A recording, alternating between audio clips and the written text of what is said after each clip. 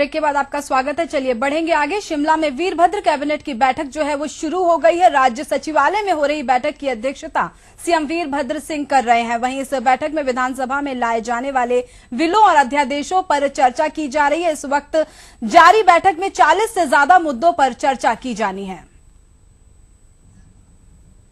तो आपको बता दें कि वीरभद्र कैबिनेट की जो बैठक है वो शुरू हो चुकी है। काफी महत्वपूर्ण ये बैठक है और 40 से ज्यादा मुद्दों पर इस बैठक में चर्चा हो सकती है। और आपको बता दें कि सचिवालय, राज्य सचिवालय में ये बैठक जो है वो हो रही है और बैठक की अध्यक्षता सीएम वीरभद्र सिंह कर रहे हैं। वहीं इस बैठक में विधानसभा के में लिए जाने वाले बिलों और अध्यादेशों पर भी चर्चा की जा रही है।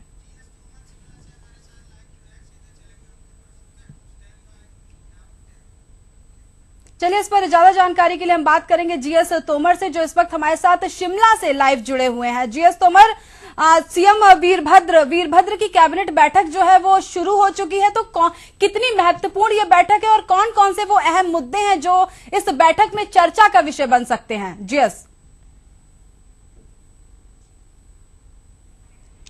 जी बिल्कुल अंकिता, इस समय प्रदेश के मंत्रिमंडल की बैठक ठीक इसी वक्त चल रही है और प्रदेश सचिवालय में ये बैठक हो रही है। सबसे पहले मैं बता दूं कि इस बैठक में 2 मंत्री शामिल नहीं हुए हैं, जिनमें उद्योग मंत्री मुकेश अग्निहोत्री मुंबई गए हुए हैं और वन मंत्री ठाकुर सिंह भरमौरी बेंगलुरु गए हुए हैं और 19 तारीख को उनकी वापसी होगी। तो 2 मंत्री इस कैबिनेट में शामिल नहीं है, बाकी सभी मंत्री जो है कैबिनेट में बैठे हुए हैं। जिन मुद्दों पर बात होने वाली, मैं सबसे पहले उसमें बताना चाहूंगा कि जो अवैध भवन निर्माण किए गए हैं, अवैध भवन निर्माण के नियमितीकरण को लेकर इस कैबिनेट में चर्चा हो सकती है, क्योंकि इससे हजारों लोगों को राहत मिलेगी। वन टाइम सेटलमेंट की ये पॉलिसी अगर ये लागू हो जाती है तो हजारों लोग जो है इससे लाभान्वित होंगे। साथ ही साथ आईजीएमसी में स्पेशलिटी का अस्पताल खोलने की बात की इसमें भी चर्चा हो सकती है, ताकि जो आईजीएमसी का जो स्तर है और आईजीएमसी में सुविधाएं हैं, स्वास्थ्य सुविधाएं और ज्यादा बढ़ाई जा सके। एक बात और की जा रही है कि प्राइवेट में स्वास्थ्य विभाग में भी, स्वास्थ्य के क्षेत्र में भी पीपीपी मोड पर काम करने की बात की जा रही है। शिमला में एक इंडस हॉस्पिटल है, इंडस हॉस्पिटल में ट्रामा सेंटर खोलने के आधार पर जो है उनको अनुमति मिल सकती है। कैबिनेट में इस पर चर्चा हो सकती है। यदि वहां ट्रामा सेंटर खोला जाता है तो पीपीपी मोड पर यह जो काम करेगा। साथ ही साथ जिन डॉक्टरों ने 10 सालों से सरकारी हॉस्पिटल में अपनी सुविधाएं दी है, उन डॉक्टरों को निजी कॉलेजों में जाकर लेक्चर देने की भी अनुमति देने पर विचार किया जा सकता है। साथ ही साथ अगर बड़ी बात की जाए तो इसमें जो न्यायपालिका है, न्यायपालिका जो कर्मचारी है, उनके वेतन और भत्ते को लेकर भी बढ़ोतरी की बात की जा रही है। तो ये ऐसे मुद्दे हैं जो आम आदमी से जुड़े हुए मुद्दे हैं। साथ ही साथ जो मुख्यमंत्री, चलिए जीएस, बहुत कई अहम मुद्दे हैं, कई बड़े मुद्दे हैं जिन पर आज चर्चा होगी इस कैबिनेट बैठक में। बहुत बहुत शुक्रिया हमें ये तमाम जानकारी देने के लिए।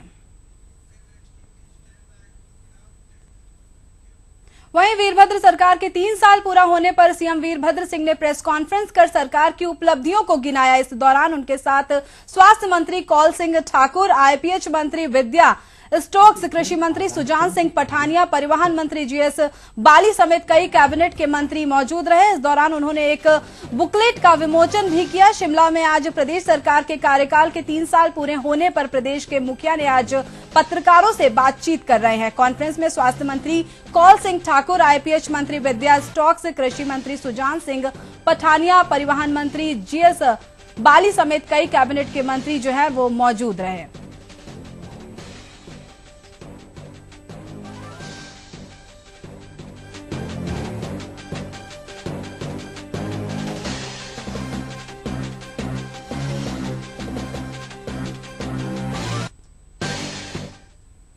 वहीं सीएम ने अपने प्रेस कॉन्फ्रेंस में बिलासपुर को सौगात दी है। उन्होंने यहां पर एम्स खोलने का ऐलान किया है।